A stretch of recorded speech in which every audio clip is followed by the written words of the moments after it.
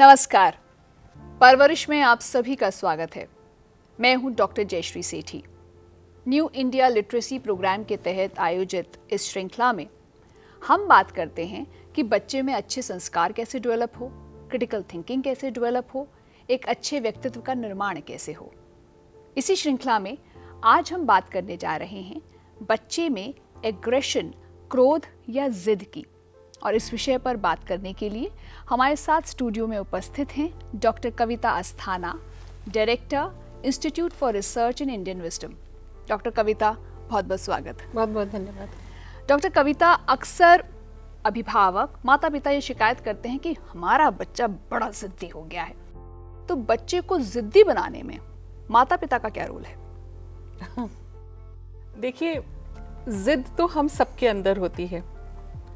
जैसे जैसे हम बड़े होते जाते हैं, हमारी जिद पर जितने आयाम जिद के हमने बना लिए होते हैं, सब पे अंकुश लगते जाते हैं। जैसे जैसे अंकुश लगना शुरू होता है, हम अपना दायरा बांधते चले जाते हैं और फिर हम कह सकते हैं कि एक डिसिप्लिन लाइफ जीने लगते हैं। लेकिन जिद्दी तो स्वभाव से हम सब होते हैं शुरू से ही।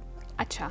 और बच्चे के अंदर जिद हम बर्दाश्त नहीं कर पाते। हम ये भूल जाते हैं कि समाज ने, हमारे माता पिता ने, हमारे फेलियर्स ने, हमारे फ्रेंड्स ने हमें कैसे एक जिद्दी इंसान से एक सिविलाइज्ड इंसान बनाया है, जहां हमने वो जिद छोड़ दी है।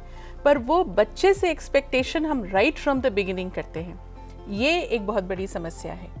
तो बच्चों की जिद्दी होने में माता पिता की भूमिका इस तरह से भी है कि ओवर एक्सपेक्टेशन है बच्चों से कि वो एक फर्मे से बाहर निकलें, बिल्कुल आइडियल शेप लिए हुए। ये एक बहुत बड़ी गलती है माता पिता की। दूसरी चीज़ क्या है कि माता पिता बच्चों की हर जिद पूरी करने पर लगे रहते हैं। और आम तौर पे जो जिद होती है वो होती है चीज़ों को हासिल करने की। छोटे बच्चों में मुझे ये खिलौना चाहिए, मुझे ये किताब चाहिए, मुझे ये ड्रेस चाहिए। तो इन सारी चीज़ों को हासिल करने में जब वो जिद करते हैं, और आजकल का जो लाइफस्टाइल है उसमें माता पिता के पास अधिक समय नहीं है, तो वो फाइनेंसिंग करके वो सारी जिद पूरी कर देते हैं। अब जब जिद पूरी कर देते हैं, बच्चा और जिद्दी और जिद्दी और जिद्दी होता जाता है। तो माता पिता की तो बहुत बड़ी भूमिका है। और इसमें सबसे ज़्यादा जो इम्पोर्टेंट बात है वो ये है कि माता पिता अपनी सामाजिक प्रतिष्ठा को लेकर के बहुत ज़्यादा सजग रहते हैं। तो उन्हें ये लगता है कि अगर बच्चा जिद कर रहा है तो तुरंत उसे पूरी करो, because we can afford it. यहाँ पर एक सवाल और है डॉक्टर कविता, वो ये कि जिद और हठ धर्मिता में क्या फर्क है? हठ जिंदगी में जरूरी है, डिसिप्लिन लेकर आता है। कब वो हठ जिद में बदल जाती है? देखिए, बच्चा बेसिकली जिद्दी ही होता है। उसे हठी अगर बनना है तो हठी बनाने के लिए माता पिता को रोल मॉडल बनना होगा। उन्हें उस दुस्साहस को साहस में कन्वर्ट करना होगा। बेसिकली हर इंसान के अंदर एक एनिमल इंस्टिंक्ट होता है। जो एनिमल इंस्टिंक्ट होता है वो उसे फोर्स करता है कि जो मेरे मन में इच्छा है उसे मैं बाय हुक और बाय क्रुक करके ही दम लूं। अब ये माता पिता का रोल है कि वो उसको फर्क सिखाएं कि तुम्हें ये विल पावर डेवलप करनी है। इसी जिद को विल पावर बना दो कि मुझे अपने जीवन में कुछ करना है, तो अब चाहे कुछ हो जाए मुझे इसे हासिल करके ही छोड़ना है। लेकिन जब ये जिद कुछ उपलब्धियों के ऊपर एकाग्र हो जाता है, जैसे वर्ल्डली मटेरियलिस्टिक थिंग्स, जैसे मुझे एक मोबाइल चाहिए, मुझे एक स्कूटी चाहिए, या मुझे अच्छी अच्छी ड्रेस चाहिए, वहीं पे वो जिद बन जाता है। आपने बहुत अच्छी बात कही कि कहाँ पर एक लाइन ड्रॉ होनी है। वो बच्चे के लिए समझना तब संभव है जब हम बच्चे के साथ एक तादात्म्य हमारा स्थापित और बच्चे से हम खुलकर बात कर सकें।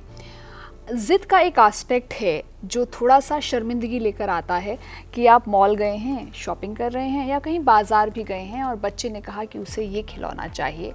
माता पिता ने मना किया कि नहीं, अभी नहीं, बाद में ले लेंगे। पर बच्चे ने जिद में क्या किया? टैंट्रम थ्रो करना शुरू कर दिया। जैसे हम टैंट्रम शब्द का इस्तेमाल करते हैं कि ज़मीन पर लेट गए, पैर पटकने शुरू कर दिए, रोना शुरू कर दिया, चिल्लाना शुरू कर दिया। तो वो जो परिस्थिति होती है वो थोड़ी सी एम्बैरेसिंग भी होती है। और उस स्थिति में या उस स्थिति तक बात ना पहुंचे तो माता पिता क्या करें? देखिए, बच्चा जो है ना, मुझे ऐसा लगता है किसी फिल्म के डायरेक्टर की तरह होता है। वो ये बहुत जल्दी भांप जाता है कि मेरे हीरो हीरोइन कैसे काबू में आएंगे। तो उसने जब पहली बार ऐसा कोई टैंट्रम थ्रो किया और आपने उसको जोर से धमका दिया आंखों से वहीं पे, अच्छा, तो वो समझ जाता है। हर जगह मारना जरूरी नहीं है या हर जगह उसको पैम्पर करना जरूरी नहीं है, लेकिन अगर आपने एक बार उसे छूट दे दी कि ठीक है जो भी खरीदना है वो खरीद लो, जो भी करना है कर लो, कहीं ऐसा ना हो कि मेरी इज्जत चली जाए क्योंकि ये मॉल में इस तरीके से चीखना चिल्लाना शुरू कर देगा। तो पहली बार जहां वो आइस ब्रेक हुई और आप उसके लपेटे में आ गए, फिर वो बच्चा आपको कभी नहीं बख्शता।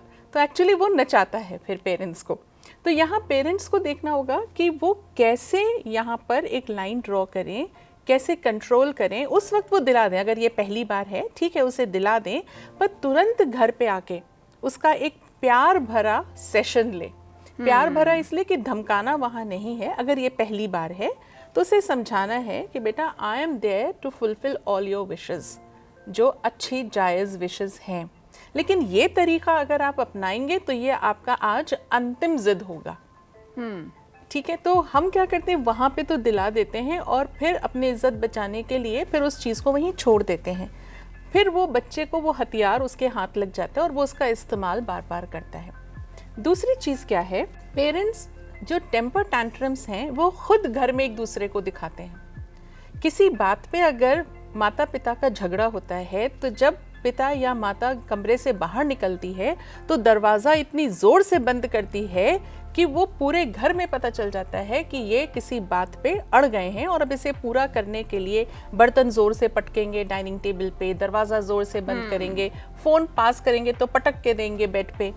तो ये बच्चा बहुत जल्दी सीख लेता है, तो उसको समझ में आ जाता है ये एक बहुत अच्छा तरीका है अपनी बात मनवाने का या अटेंशन खींचने का, ध्यान अपनी और लाने का कि हाँ इस समय जो है अगर वो मेरी तरफ ध्यान नहीं दे रहे हैं तो मुझे जिद करनी है। तो क्या अटेंशन सीकिंग टेक्निक है ये जिद करना? अटेंशन सीकिंग टेक्निक नहीं है, ये विश फुलफिलमेंट टेक्निक है।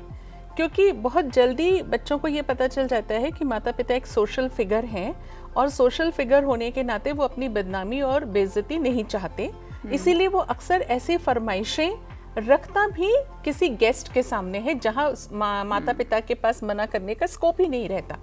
तो बच्चा बहुत जल्दी समझ जाता है। मेरे को लगता है कि ह्यूमन बिहेवियर का नॉलेज जितना जल्दी और जितनी ज़्यादा बच्चों को होती है उतनी ज़्यादा न टीचर्स को न पेरेंट्स को होती है। और ये जिद गुस्से में कब तब्दील होती है? ये जिद गुस्से में तब तब्दील होती है जब ना पेरेंट्स ने अपना बिहेवियर बदला, ना पेरेंट्स ने बच्चे को समझाया प्यार से, मनुहार से, थोड़ा डांट डपट के भी, क्योंकि वो भी ज़रूरी है।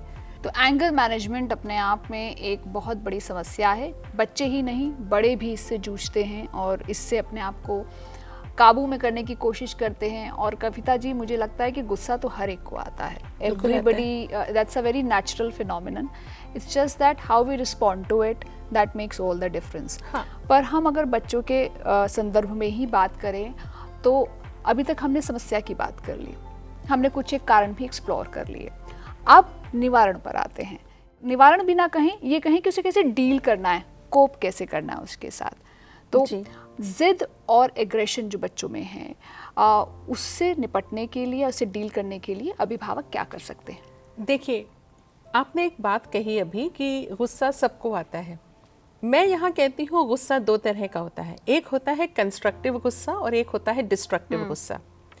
डिस्ट्रक्टिव गुस्सा वो होता है जो उसमें सब कुछ तहस नहस हो जाता है, क्या रिश्ते, क्या करियर, क्या लाइफ।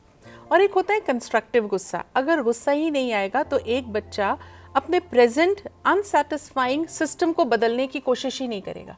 True. जो चल रहा है उसे चलने देगा क्योंकि उसे गुस्सा ही नहीं आ रहा, वो अडेप्ट हो चुका सिचुएशन से। तो क्रोध बहुत ज़रूरी है, लेकिन वो क्रोध ऐच्छिक होना चाहिए, मतलब मेरी इच्छा पे, मैं जब चाहूँ तब क्रोध करूँ। अगर मेरा और आपका किसी बात पे अनबन हो गया तो मैं आपसे क्रोध करूं, लेकिन अगर इसी वक्त कोई तीसरा आ जाए तो मैं उससे उतने ही प्यार से बात करूं क्योंकि उसकी वहां कोई गलती नहीं। ये होता है इच्छा पे क्रोध करना, आप उसे ट्रांसफर नहीं कर रहे हैं। बिल्कुल, ये सीखना बहुत ज़रूरी है और इसके लिए ट्रेनिंग चाहिए होती है। ट्रेनिंग होती है जो पेरेंट्स ही इम्पार्ट कर सकते हैं, खुद अपने बिहेवियर में लाके और उसे समझा के कि देखो तुमने अगर गुस्सा किया, जिद करी, अग्रेशन किया तो फिर आपने जो भी ख्वाहिश रखी है वो पूरी नहीं होगी। वो ख्वाहिश पूरी होगी थोड़ा डिले करके। कभी कभी जिद सही चीज़ के लिए भी बच्चे करते हैं। सही बात। तो वहाँ पे पेरेंट्स का ये दायित्व है कि जिद पूरी करें बट डिलेड तरीके से पूरी करें। जहाँ वो डिलेड तरीके से पूरी करते हैं तो वहाँ पे बच्चे के अंदर बहुत सारा पेशेंस भी आ जाता है जो उसको अपनी बाकी सारी ज़िंदगी गुजारने में मदद करता है। जिद और अग्रेशन को काबू में करने के लिए बहुत सारा पानी पीना ये बहुत बड़ा सूत्र है, जिससे बड़ी से बड़ी प्रॉब्लम, चाहे आप बच्चों में अवसाद की बात कर लें, चाहे आप बच्चों में क्रोध या जिद की बात कर लें, चाहे आप बच्चों में एकाग्रता की कमी की बात कर लें, ये सब का सब ढेर सारा जल पीने से बहुत अच्छे से नियंत्रित हो जाता है। और उसके बाद बहुत सारे स्टोरी टेलिंग, बहुत सारे स्टोरीज सुनाना बच्चों को और अपने एक्सपीरियंसेस शेयर करना, कहाँ उन्होंने जीवन में क्रोध करके अपना काम खराब कर लिया। हम माता पिता अपने आप को बच्चों के सामने मिस्टर परफेक्ट या मिसेस परफेक्ट की तरह पेश करते हैं और हम सब गलतियां कर कर के यहाँ तक आए होते हैं। तो क्यों नहीं ऐसी कुछ गलतियां जो हम बच्चों को बता सकते हैं, क्यों नहीं हम उनसे शेयर करते। How will they learn without having an experience, और एक्सपीरियंस खुद से करके करे तो जिंदगी खराब। तो हम माता पिता की गलतियों से अगर बच्चे सीख ले तो इससे अच्छा सीख और क्या हो सकती है। आपने बहुत 3-4 काम की बातें बोली। पहली बात शेयरिंग, यानी कि आप अपने अनुभव सुना सकते हैं, ऐसी कहानियाँ सुना सकते हैं जिनमें बच्चों को एक पर्सपेक्टिव, एक कॉन्टेक्स्ट, एक संदर्भ समझ में आ सकता है कि अगर ऐसा एक्शन लिया गया तो उसके पीछे क्या कारण। दूसरा लिसनिंग, कि बच्चे की बात सुनना वो और ज़्यादा ज़रूरी हो जाता है। और तीसरा मॉडलिंग, यानी कि जो व्यवहार आप बच्चे से एक्सपेक्ट कर रहे हैं वो आप स्वयं भी कर दिखाएं। तो अगर ऐसा माहौल रहेगा और ये छोटे छोटे कदम उठाए जाएंगे तो हम इस चीज़ के साथ डील कर सकते हैं, we can live with it. यहाँ पर एक आखिरी प्रश्न मेरा डॉक्टर कविता आपसे ये है कि जिद को पूरा करने की जो बात है, क्या वो चारे, बेट या ब्राइब की तरह माँ बाप इस्तेमाल करते हैं? बच्चे ने कहा कि मुझे साइकिल चाहिए, माता पिता ने कहा एग्ज़ाम में इतने नंबर लेकर आ जाओ, साइकिल मिल जाएगी। बिल्कुल। तो क्या वो कितना सही है? ये तो रूट से ही गड़बड़ है। ये तो हम अपने भगवान से भी ट्राई करते हैं। अगर मेरे 10th में अच्छे नंबर आए तो 1 किलो प्रसाद चढ़ाऊंगा। बच्चों को कभी भी ये नहीं कहना चाहिए कि आप ये करके दिखाओ तो फिर मैं ये दूंगा, बल्कि हमें ये कहना चाहिए कि तुम्हारी सारी ज़रूरतें पूरी करना मेरी जिम्मेदारी है, लेकिन मेरा तुम्हारा रिश्ता इन ज़रूरतों से ऊपर उठ करके है। इन ज़रूरतों का मेरे और तुम्हारे रिश्ते से कोई संबंध नहीं है। तो एक बार फिर से बच्चे से बातें करना, उसकी बात को सुनना, समझना, कारण को जानना कि अगर वो कोई चीज़ मांग रहा है, जैसे आपने कहा कि वो जायज़ भी हो सकती है, और वही व्यवहार दिखाना ताकि आपको बताने की ज़रूरत ना पड़े, बच्चा देखकर उसे सीख ले। तो आज की बातचीत को हम यहाँ पर समेटते हैं और डॉक्टर कविता, आपका हृदय से आभार, बहुत बहुत धन्यवाद कि आप आई और आपने इतनी मीनिंगफुल बातचीत हमसे की। बहुत बहुत धन्यवाद। मैं डॉक्टर जयश्री सेठी आपसे फिर मिलूंगी परवरिश के अगले अंक में। अपना बहुत सारा ख्याल रखिए। नमस्कार।